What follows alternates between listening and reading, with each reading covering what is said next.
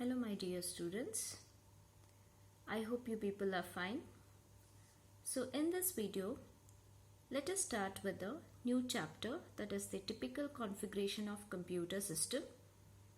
The total weightage given for this chapter is 4 marks. One question you can expect of 1 marks and one question of 3 marks. So total 4 marks. Now let us move on to the chapter.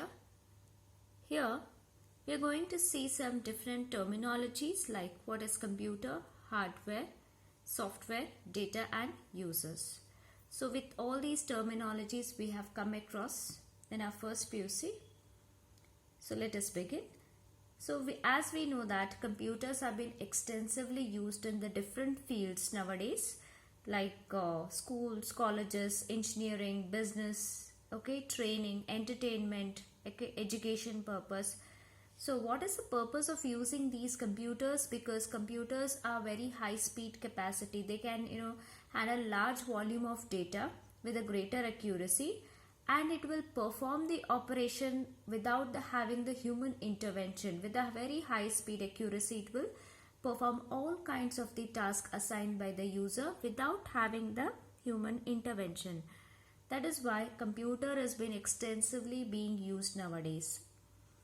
We'll see what exactly the computer is. The computer is a series of electrical and electronic circuits together to form a single unit to perform the required operations for the users. That means we know that in computer we have a motherboard which is completely having the series of electrical and electronic circuits. Together they form a single unit which is required to perform the operations that are required by the user. That is called as the computer. And this computer, it doesn't have any kind of intelligence. It cannot think by its own. It cannot perform the task by its own. Hence it requires the users, that means the programmers. It requires the hardware as well as the software in order to perform the different operations. Because it is unable to perform the task by itself, it cannot think, it cannot process by itself, it has to make use of the hardware, software as well as the programmers known as the users. So now let us see what is the hardware is. Hardware actually consists of the physical devices of the computer. Any devices of the computer that we may physically touch and feel. Such devices are usually termed as the hardware. Example, we can give the keyboard, monitor, printer, processor, scanners, speakers, motherboard. All the different external parts of the computers are referred to be as the hardware devices. Moving on to the software. Software actually consists of the set of instructions known as the programs, which will instruct the computer what tasks to be performed and how it should be performed. Softwares, they are consisting of the programs which will actually instruct the hardware device or the computer system what operations it has to be performed, and it also tells how it has to be performed. That is nothing but the software. Moving on to the next terminology, that is the data. What exactly? The data might be any raw values or the raw data which will be provided as the input to the computer system by the programmer, and then this data will get processed in order to generate certain meaningful information out of the computer after processing is known as the data. It might be any like text, document, image, sound. It might be any kind of document. So all they come under the data. Usually when I say Rahul 78 C, like that, when I mention, it is a kind of a raw data. When I give it to the computer system for the processing, then it will produce me the useful information. Rahul, student of C section who has scored 78%. This is nothing but the process data, or you can also refer it to as an information. Usually the user will give the input, which will be in the form of raw data. Computer will process it and produce the useful, meaningful information out of it. Then Moving on to the last terminology, that is the users. Users are the people who actually write the computer programs in order to interact with the computer, or you can also call them the users as the programmers who who write the programmers, or the person, or the common people who are using the computer purpose for their computational task can also be called as the users. It might be the one who write the computer programs or the one who will interact with the computer in order to perform any kind of task on the computer, then we can call them as or refer them as the users. Moving on to the next topic, that is the review of block diagram of computer. So this is the block diagram of computer which we have already studied in first PUC. So let us have a glance over it. So computer system actually consists of the 4 main units. The first unit that it consists is the input unit. The second is the central processing unit. So in this central processing unit, again we have the 3 different parts. So here I can show you the central processing unit, that is CPU. First part is the control unit. Then it also consists of the ALU, and CPU also consists of the registers. Okay, so again this completely is a second unit, and the third unit is the storage unit. Okay, wherein it is having again 2 parts, the primary storage and the secondary, and the last unit is the output unit. Moving on to the first unit, that is the input unit. So here in the input unit, the users will interact with the computer via the input unit. Okay, usually whenever we have to give any kind of input, that will be through the input unit.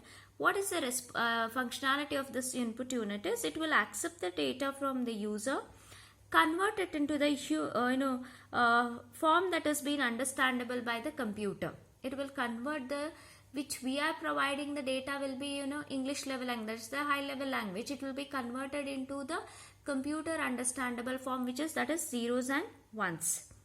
And the input might be anything. It might be a character, word, text, sound, images, documents, okay, voice message, anything it might be. And usually the input will be provided by the commonly used input devices like keyboard, mouse, joystick, scanner, trackball, microphone. It might be any kind of input devices. Okay, moving on to the next unit, that is the central processing unit. So this central processing unit, it is the only unit that can read and execute the program instructions, and it has the ability to make all kind of decisions and performs all sorts of calculation. It is the only unit that has the capability to read and execute. Hence it is usually called as the brain of the computer. So this is the only unit that has the processing capability. It will perform any sort of calculations, okay, which are being given by the user.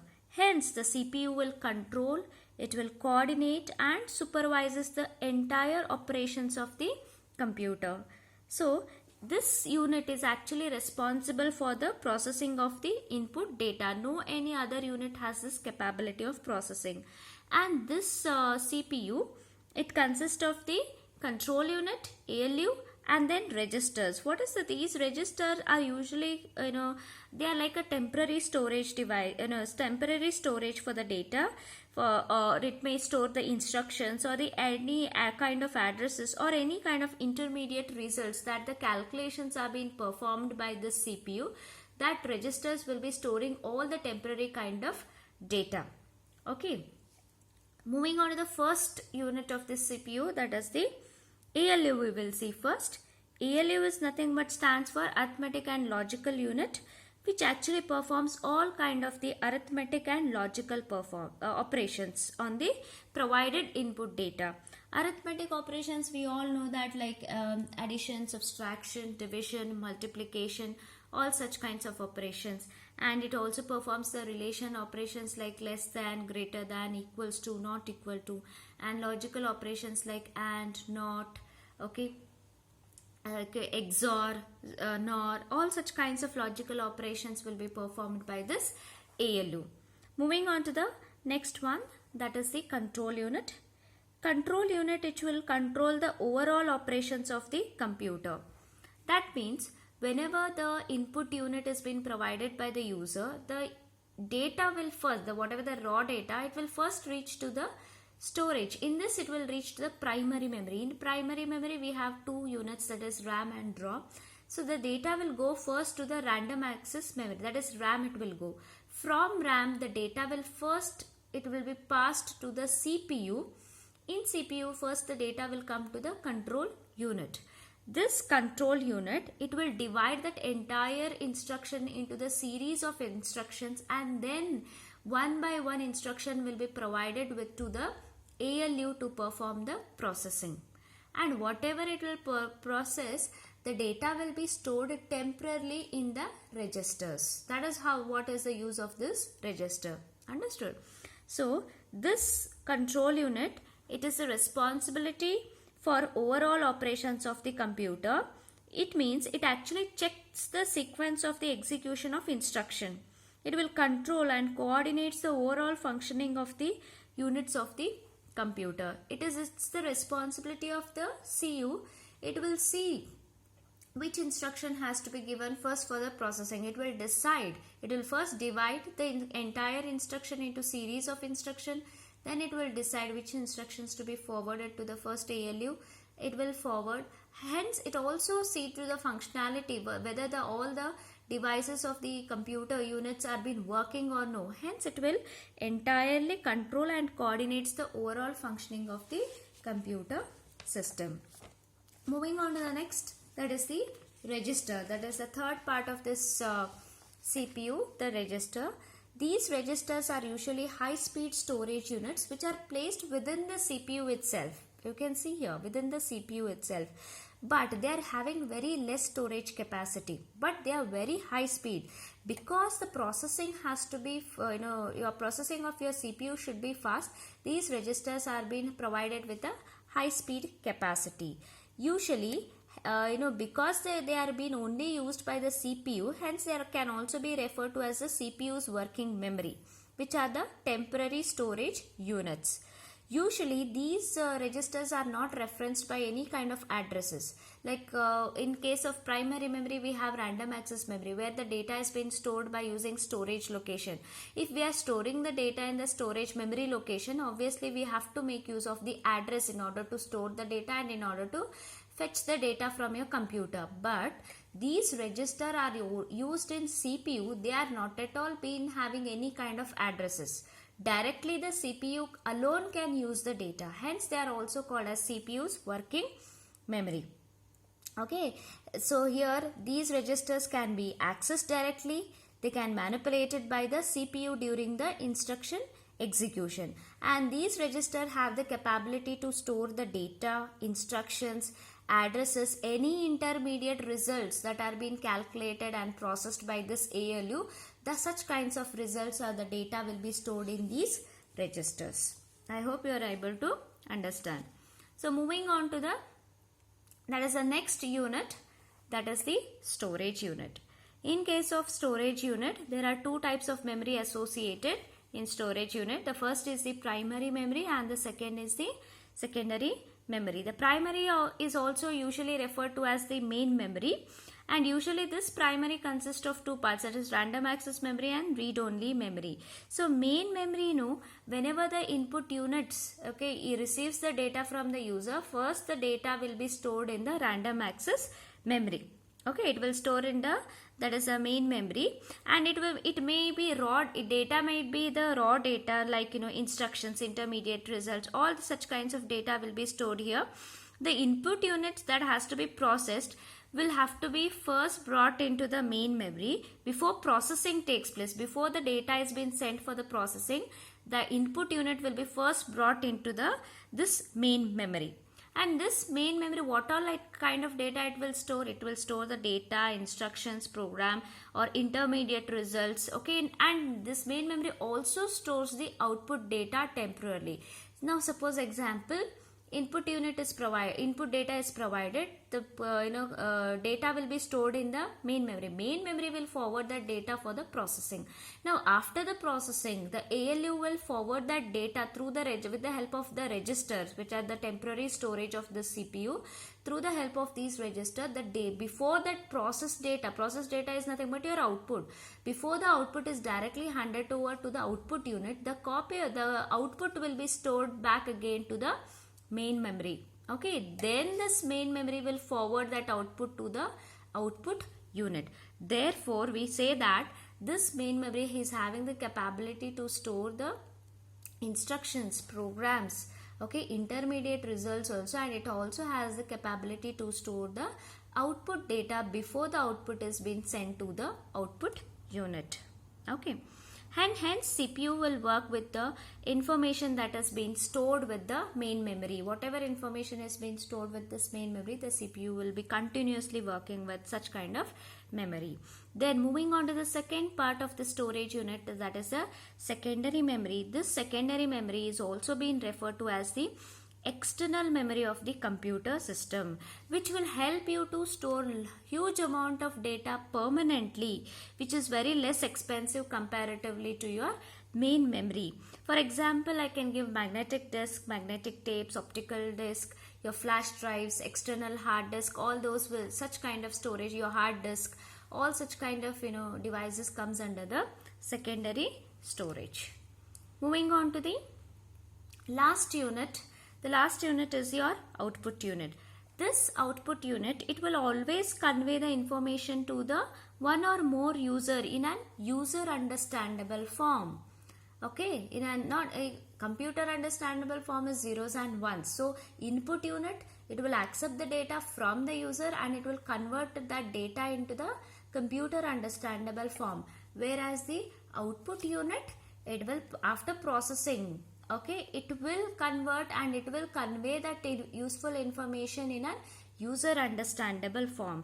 Hence this output unit provides the processed data, that is the result which has been generated after the processing of the data. Now here the result might be again anything like in the form of text, sound, image, document. Okay, the computer, and it will display that output by using the output devices. It might be like monitor, or it may directly send that output for the printer itself or the plotter for the printing purpose, and it might be send the sound signals to the speaker also. So speaker is also one of our output device. So commonly used output devices are nothing but the printer, plotter, okay, monitor, speakers. Through those the output or the process data will be displayed to the user by the output unit. So these all four units are the it includes for the block diagram of computer. So I hope all the concepts have been clear here. Okay, what are the certain terminologies: computer, hardware, software, data, users, and the block diagram of a computer. So I hope you are understanding. So in our next video, we'll continue with a few more topics, like we will be discussing about what is motherboard, what are the different types of motherboards, and the components of motherboard. Take care of yourself. Okay, watch the videos clearly, solve the assignments. Thank you, students.